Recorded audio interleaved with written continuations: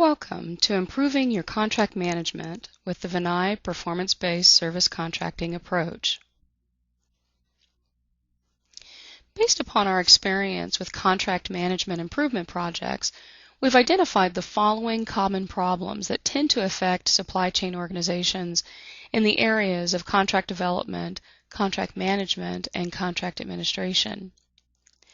Some typical service contracting problems are that contracts tend to leave too much to the imagination, lacking sufficient rigor related to the performance requirements necessary to receive payment.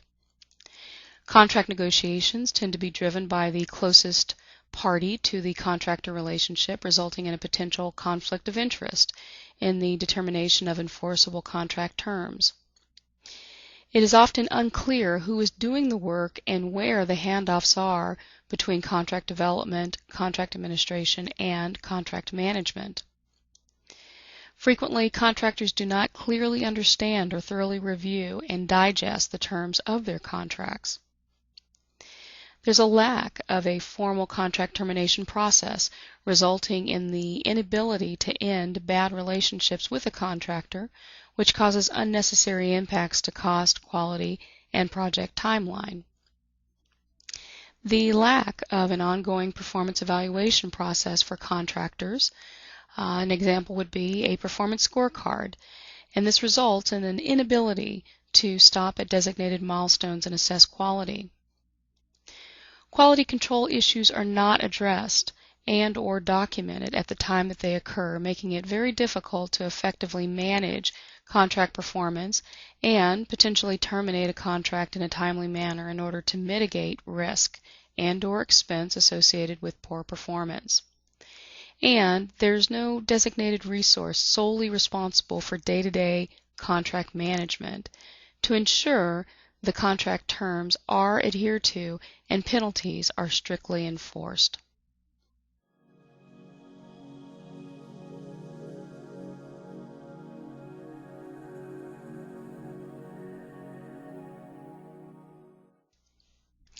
Performance-based service contracting, also known as PBSC, an industry best practice, was established by the Federal Government Performance and Results Act of 1993 and is currently utilized by several Fortune 100 companies.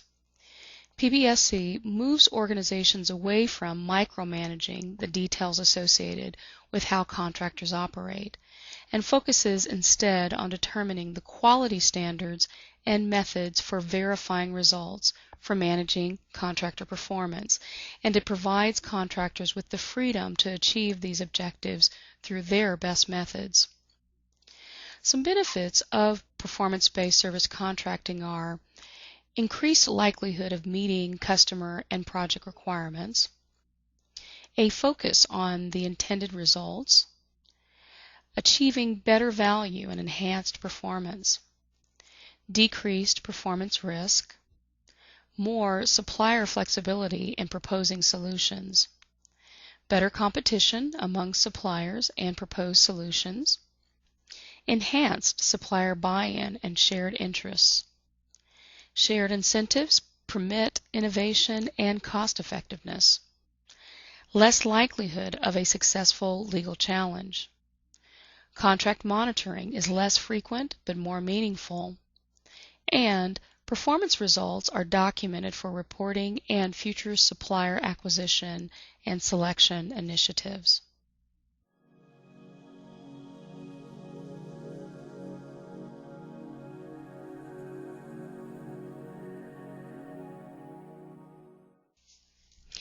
There are several guiding principles, also known as documented strategies and tactics, employed by successful organizations and programs that have been identified as particularly effective when addressing organizational contract management concerns.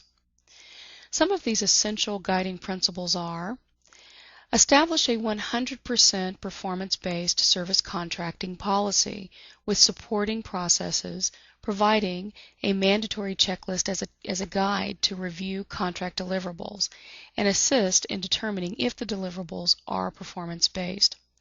Only contracts that meet all of the criteria will be classified as performance-based and can be submitted for approvals.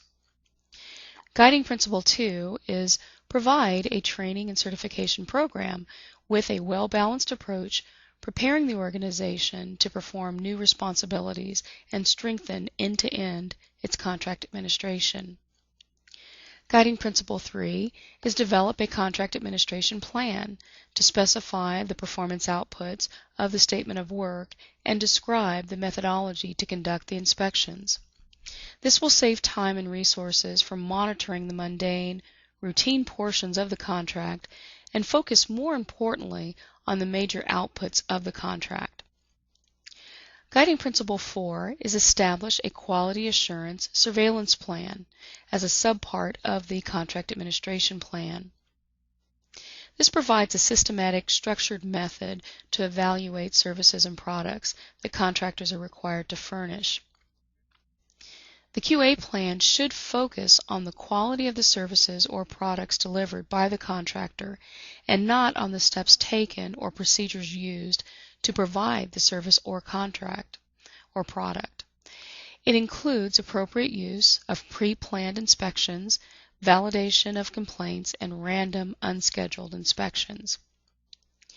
Guiding Principle 5 is enhance monitoring of contracts by establishing a contract quality analyst position to report on the contractor's performance. They can make site visits and speak with the contractor concerning the progress of the contract. Surveillance plans can also be used on a daily basis. Monitoring should be commensurate with the criticality of the service or task and the resources available to accomplish the monitoring. Guiding Principle 6 is convene regularly scheduled contractor performance reviews with top-level contractor officials, senior management, and supply chain representatives to discuss contractors' performance to ensure contract terms and conditions are being adhered to.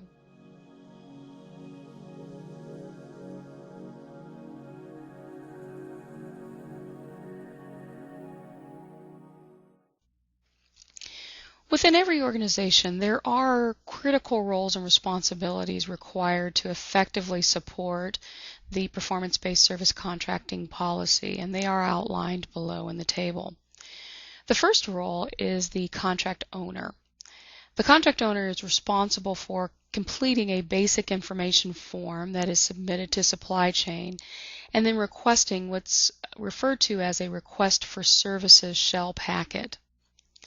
They will submit the completed request for services shell packet to supply chain for approval. They collaborate with the contract quality analyst to define appropriate service supplier performance metrics to be included in the request for services shell packet. And they work closely with the contract quality analyst and supply chain to provide ongoing performance monitoring. The next role is the supply chain strategic sourcing manager. They will receive the request for services shell packet and ensure completion of all necessary forms. They also initiate the strategic sourcing process and facilitate supplier selection and contract negotiation. And they also work closely with legal to develop the final contract. The next role is the contract administrator, who, after final sign-off on the contract, they manage the supplier onboarding activities. They also oversee ongoing supplier compliance monitoring, including verification of any operator certifications, if applicable, insurance coverage requirements, licensing, drug testing, etc. And then they also alert legal if a supplier becomes non-compliant. The final role is the contract quality analyst, and they function as the subject matter expert to define appropriate performance metrics to be included in the request for services shell packet. They provide inputs and they execute the quality assurance monitoring plan. And they review contractor invoices for accuracy and ensure deliverables have been completed successfully prior to payments being made. If you would like to learn more about the VeNi performance-based service contracting approach, please click on the link provided below this video. Thank you.